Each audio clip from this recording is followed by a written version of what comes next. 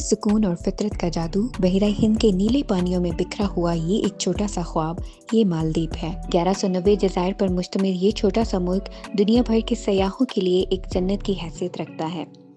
यहाँ के जज़ायर नर्म सफ़ेद रेत, नीला शफाफ पानी और पानी के ऊपर तैरते रिहायशी सफ़ेद बंगलों के लिए ये जगह मशहूर है। हर सुबह सूरज की पहली किरणें समंदर को सुनहरी रंग में नहला देती हैं और यहाँ हर शाम उफक पर डूबता हुआ सूरज नज़ारों को जादुई बना देता है।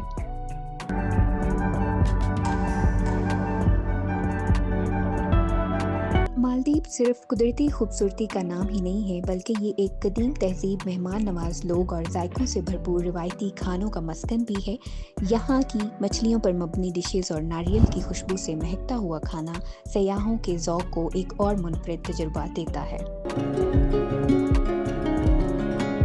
खौरी के शौकीन अफराद के लिए मालदीव एक ख्वाब है। कोरल रेफर्स के दरमियान तैरती रंग बिरंगी मछलियाँ, शार्क्स और कछुए, ये सब एक ज़ेरे आब दुनिया का हिस्सा हैं जो किसी फिल्म का मंजर लगती हैं।